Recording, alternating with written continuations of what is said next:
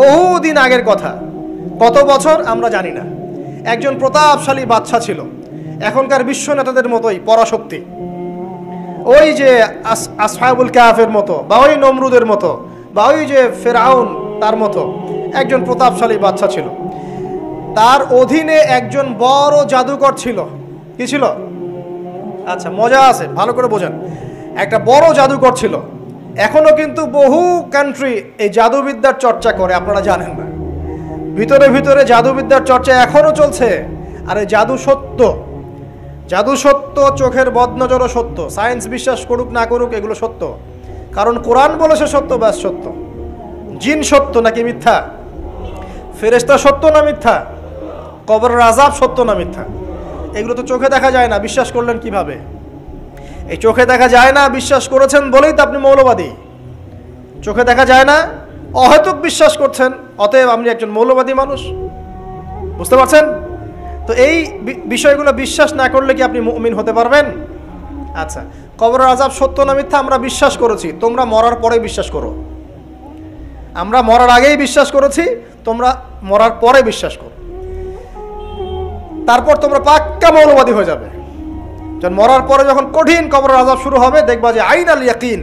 ইয়াকিন কয়েক প্রকার হয়। একটা হচ্ছে আপনার আইন আল ইয়াকিন, হাক্কুল ইয়াকিন, এরকম কথা আছে কোরআনে। মানে আইন আল ইয়াকিন মানে যে চোখে দেখলাম এবার বিশ্বাস করলাম। রব্বানা আবসারনা ওয়া সামি'না ফারজি'না না'মাল সালিহান ইন্না মুকিনুন। আছে না সূরা আলিফ লাম মিম সিজদায় হাফেজে কোরআন যারা আছেন, আল্লাহর সামনে জাহান্নামীরা বলবে, রব্বানা, হে আমাদের রব, আবসারনা, এই যে দেখলাম, তোমার আযাব দেখেছি আমরা, এখন পরকালের কথা, ওয়া সামি'না, এই যে শুনতে পাচ্ছি এখন আযাব, ফারজি'না, আমাদেরকে ফিরিয়ে দিন। কোথায় ফিরিয়ে দিবে? দুনিয়ায়। না'মাল সালিহান, আমরা সৎ কাজ করব, ইন্না মুকিনুন, আমাদের ইয়াকিন হয়ে গেছে এখন। তার মানে সবাই বিশ্বাস করবে একদিন না একদিন, তাই তো? ঈসা ইবনে মারইয়ামকে যে মানুষ বলছে ক্রুসিফাইড, তাকে ক্রুসিফাইড করা হয়েছে, তিনি মারা গেছেন, নাউজুবিল্লাহ, বলা হচ্ছে না? আচ্ছা, ঈসা ইবনে মারইয়াম যখন নেমে আসবেন সবাই বিশ্বাস করবে না? সূরা মাইদায় এই জন্যই বলা হচ্ছে যে ঈসা ইবনে মারইয়ামকে যখন পাঠানো হবে, একজন আহলে কিতাব বাকি থাকবে না যে তার প্রতি ঈমান নিয়ে আনবে না। এমন একজন মানুষ তখন খুঁজে পাওয়া যাবে না যে তার প্রতি ঈমান আনবে না আহলে কিতাবদের মধ্যে। ঈসা ইবনে মারইয়ামকে ক্রুসিফিকশন করা হয় নাই। ঈসা ইবনে মারইয়ামকে আল্লাহ রাব্বুল আলামিন তার কাছে উঠিয়ে নিয়েছেন। আর যে আল্লাহ পুরো মহাবিশ্ব চালাতে পারেন, সে একজন মানুষকে উঠাতেই পারেন। এটার এমন কি বিষয় যে আল্লাহ রাব্বুল আলামিন আপনার দেহের মধ্যে রূহ রেখে দিয়েছেন, যার হুকুমে বের হয়ে চলে যাবে, সে আল্লাহ রাব্বুল আলামিন রাসূল সাল্লাল্লাহু আলাইহি ওয়াসাল্লামকে মেরাজে উঠিয়েও নিতে পারেন। সিম্পল, এটা অবিশ্বাস করার কি আছে? আসুন সামনে যাই। এখানে যে বিষয়টা, যে বহুদিন আগে এরকম প্রতাপশালী বাচ্চার অধীনে একজন জাদুকর ছিল। এই জাদুকরের যখন বয়সটা বুড়ো হয়ে গেল, তখন সে তার ওই বাচ্চাকে বলছে যে আমার তো বয়স শেষ, আমার এই বিশাল জ্ঞানগুলো কি করব? আমাকে একজন বালক এনে দিন, যেই বালককে আমি এসব জাদুবিদ্যা শিখিয়ে দিব। এই যেরকম ছোট বাচ্চাদের মধ্যে একজন। তো এরকম একটা ফুটফুটে সুন্দর বাচ্চাকে খুঁজে বের করা হলো, যে বাচ্চাটা বিচক্ষণ। একে নিয়ে আসা হলো জাদুকরের কাছে। এবার জাদুকর তাকে জ্ঞান শিখায়, জাদু শিখায়। জাদু শিখাতে শিখাতে শিখাতে শিখাতে সে একটু পরিণত হচ্ছে, মানে কৈশোরে পদার্পণ করল। এখন সে যখন জাদু শিখতে আসে, আসার পথে রাস্তায় দেখে একজন পাদ্রী আছে। পাদ্রী মানে কি? পাদ্রী মানে দরবেশ, মানে যে আল্লাহ বিশ্বাস করে, হয়তো আগেকার আসমানি কিতাবে সে বিশ্বাস করত। এমন একজন পাদ্রীর সন্ধান সে পায়। সে ওই পাদ্রীর কাছে গিয়ে বসে। সেই পাদ্রী তাকে আসমানি কিতাবের যে মর্ম, যে বাণী, এগুলো শোনায়। তার কাছে খুব ভালো লাগে যে মাশাআল্লাহ, এটার ইমানের স্বাদ। যখন কোরআন শুনি আমাদের ভালো লাগে না, আসমানি কিতাব যখন শুনে তার কাছে ভালো লাগে। সে বলে যে আমি এটা শিখতে চাই। তখন এই পাদ্রী তাকে বলে, তুমি তো জাদু শিখতে যাও এই বাদশার দরবেশের কাছে, বাদশার জাদুকরের কাছে, যদি ওরা জানতে পারে তাহলে তো সমস্যা। তাহলে উপায় কি? যখন তুমি ওখানে যাবে, যখন দেরি হয়ে যাবে, তখন বলবে বাসার থেকে বের হতে দেরি হয়েছে, বাসার থেকে বের হতে দেরি হয়েছে। আর আমার এখানে বসে যখন বাসায় যাবে, তখন বাসায় গিয়ে বলবে যে ওখান থেকে, ওই যে জাদুকরের কাছ থেকে আসতে দেরি হয়েছে। মানে কৌশল অবলম্বন করতে তিনি শিক্ষা দিলেন। কৌশলের প্রয়োজন আছে না? উদউ ইলা সাবিলি রাব্বিকা বিল হিকমা, হিকমার দরকার আছে না? সত্য থেকে সরে গিয়ে নয়, কিন্তু কৌশল তো করার দরকার আছে। নবী সাল্লাল্লাহু আলাইহি ওয়াসাল্লাম যে হিজরত করেছেন, মক্কা থেকে মদিনা চলে গিয়েছেন, সবাইকে জানান দিয়েছিলেন, এই শোনো আমি হিজরত করছি? জানান দিয়েছেন? রাতের বেলা বের হয়েছেন, কৌশল, রাতের বেলা বের হন নাই, এবং তাকে মারার জন্য চারপাশ থেকে লোক ঘিরে রেখেছিল, এর মধ্য দিয়ে আল্লাহ রাব্বুল আলামিন তাকে বের করে নিয়ে গেছে। তিনি কি সবার সামনে ফেসবুকে জানান দিয়েছেন, এই দেখো আমরা বেরোচ্ছি? তো তোমরা তো কৌশলই বুঝো না দিনের কাজের, যে কাজ হবে 1%, আই ওয়াশ হবে 99%। এখনকার এই যুগ, হ্যাঁ, দিনের কাজ হবে 1%, আই ওয়াশ শোডাউনই বেশি। এই শোডাউন করতে করতে মানুষের চোখ লাগে, যত চোখ লাগে তত সমস্যা সৃষ্টি হয়, এবং আস্তে আস্তে আস্তে আস্তে দিনের দায়রা মাইনাস হতে থাকে। এই যে এই বিষয়টার পিছনে তোমরাও দায়ী, কৌশল তো বোঝো না। তো স্মার্ট এবং বিচক্ষণ মুসলিমদের বড় অভাব আছে এখন পৃথিবীতে। যতক্ষণ পর্যন্ত বিচক্ষণতা অর্জিত হচ্ছে না, ততক্ষণ পর্যন্ত ইসলামের বিজয় হচ্ছে না, এটা মাথায় রাখেন। তারপর সামনে যান। এবার এই বাচ্চা খুব সুন্দর করে ব্যালেন্স করলো, একবার এখানে যায়, একবার ওখানে যায়।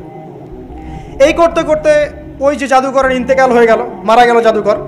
এবার এই বাচ্চার কাছে মাশাআল্লাহ অনেক এলেম কালাম আছে। এদিকে সে পাদ্রীর জ্ঞানে দীক্ষিত হচ্ছে। দীক্ষিত হতে হতে তার মধ্যে আল্লাহ পাকের প্রতি একটা পরিপূর্ণ ঈমান চলে আসে, সে মুসলিম হয়ে গেল, আলহামদুলিল্লাহ। তো মুসলিম হওয়ার পরে একদিন সে যখন বাচ্চার কাছে যাচ্ছে, রাস্তায় একটা বিশাল জন্তু দেখা যাচ্ছে। বিশাল জন্তু, কীরকম জন্তু আমরা জানি না। ঠিক ওই যে দাব্বাতুল আরদ সামনে বের হবে, কিয়ামতের 10টা নিদর্শন আছে বড় বড়, তার মধ্যে একটা হচ্ছে দাব্বাতুল আরদ, জমিন থেকে ফুড়ে একটা প্রাণী বের হবে।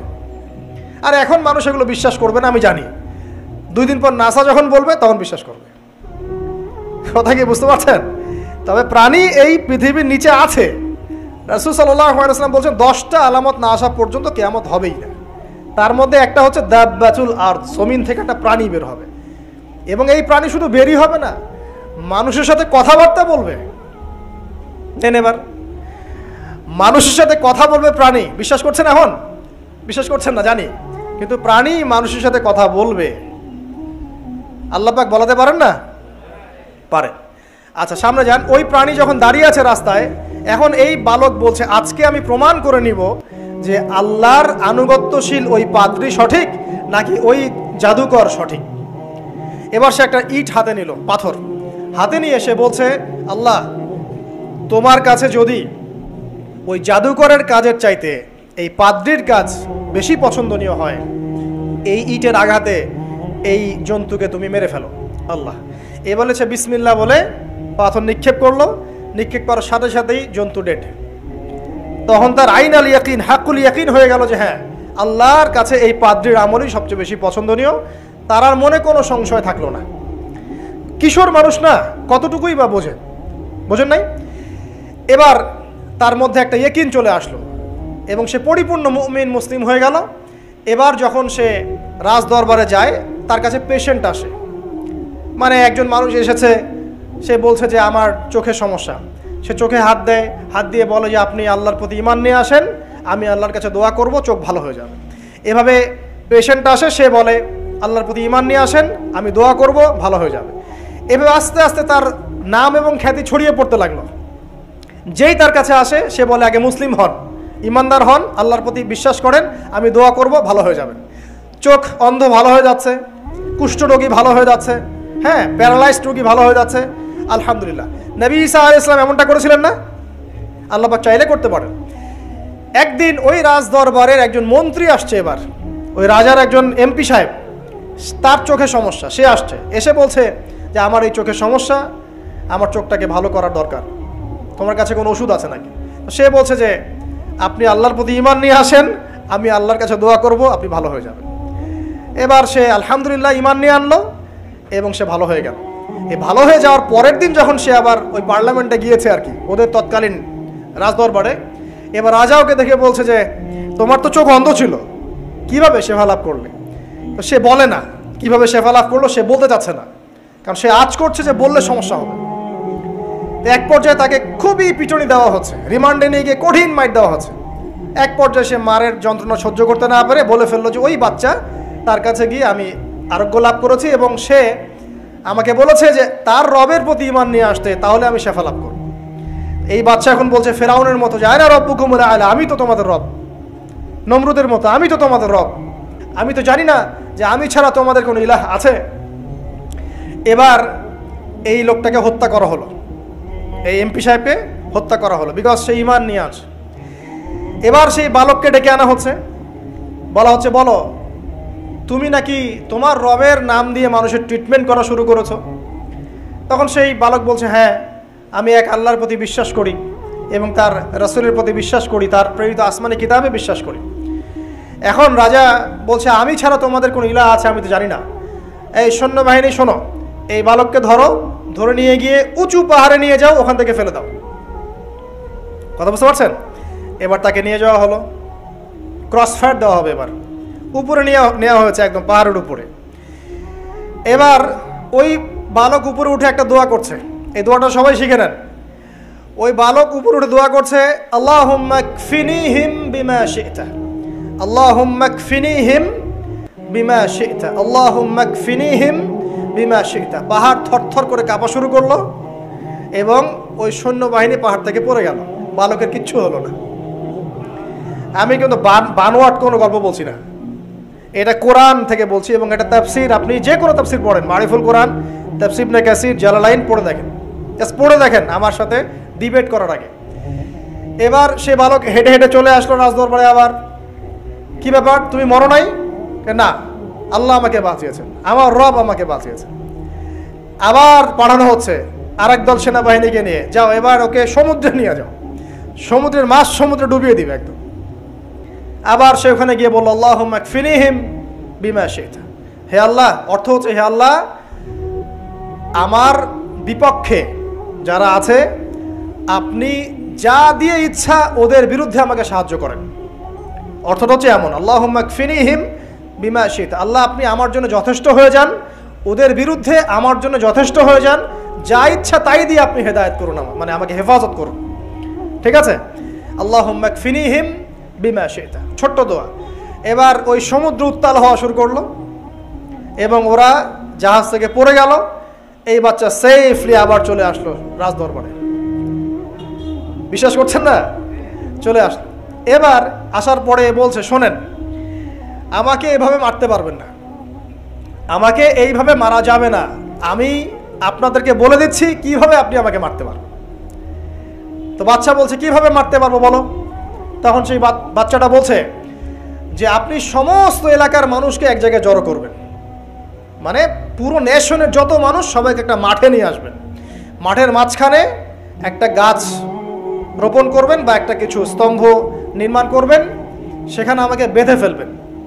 বেঁধে ফেলার পরে আমার এই ধনুক থেকে একটা তীর বের করবেন, তীর বের করে আপনি নিজ হাতে এই তীরটাকে নিশানা দিবেন, দিয়ে বলবেন বিসমিল্লাহ আল্লাহর নামে, বিসমিল্লাহ আল্লাহর নামে, বিসমিল্লাহি রব্বি হাযাল গোলাম বলে ছুড়বেন। অর্থ হচ্ছে আমি এই রবের, আমি এই বাচ্চার রব, আমি এই বাচ্চার রব আল্লাহর নামে তীর ছুড়লাম, এটা বলে তীরটা নিক্ষেপ করবেন, তাহলে আমি মরবো, তার আগে মরবো না। কথা কি বুঝতে পারছি? এবার তাই করা হলো, সমস্ত এলাকার মানুষকে এখানে জড়ো করা হলো। কথাটা ভালো করে বোঝেন, সমস্ত এলাকার মানুষ মানে কি ওই এলাকার সব মানুষ, মানে মুমিন কাফের যে আছে সবগুলাকে একত্রিত করা হলো। করার পরে বাচ্চাটাকে এভাবে একটা জায়গায় বেঁধে দেওয়া হয়েছে, খেজুর গাছে, তাফসীরে এসেছে খেজুর গাছে। এবার সে এখান থেকে তীর বের করে বাচ্চা বলছে বিসমিল্লাহি রব্বি হাযাল গোলাম, নিক্ষেপ করলো। তীরটা ঠিক, আল্লাহ পাকের দৃষ্টি দেখেন এত সূক্ষ্ম, ওইটাই বর্ণনা করেছেন। তীরটা ঠিক বাচ্চার এই জায়গায় লেগেছে, এই যে মাথার এইখান থেকে লেগে এদিকে বের হয়ে গেছে। ওই বাচ্চা ছেলেটার এই যে কপালের এই পার থেকে এই পার পর্যন্ত তীর চলে গেল এবং বাচ্চাটা শহীদ হয়ে গেল আলহামদুলিল্লাহ। এবং এই বাচ্চাটা যখন মারা গেল বা শহীদ হয়ে গেল, আর সারা এলাকার মানুষ কি দেখলো? দেখলো যে বাচ্চা তাকে দুইবার চেষ্টা করে মারতে পারে নাই, কিন্তু তার রবের নাম যখন নেওয়া হয়েছে, আল্লাহর নাম নেওয়া হয়েছে, মারতে পেরেছে। দেন অ্যান্ড দেন পুরো এলাকার সমস্ত মানুষ মুসলিম হয়ে গেল আলহামদুলিল্লাহ। একজন বাচ্চার জীবনের বিনিময়ে সমস্ত এলাকার মানুষ ইসলামের হেদায়েত পেয়ে গেল আলহামদুলিল্লাহ। এবার বাচ্চার মাথা তো আরো খারাপ, একটাকেই সামলাতে পারছিলাম না, এবার তো সমস্ত এলাকার মানুষ মুসলিম হয়ে গেছে। এখন কি করবেন? এখন সেনাবাহিনীকে আদেশ করা হয়েছে সমস্ত মানুষগুলোকে জড়ো করো, জড়ো করে একটা গর্ত খোঁড়ো একটা গর্ত খুঁড়ে সেখানে আগুন জ্বালাও, আগুন জ্বালিয়ে সমস্ত মানুষকে ফেলে দাও।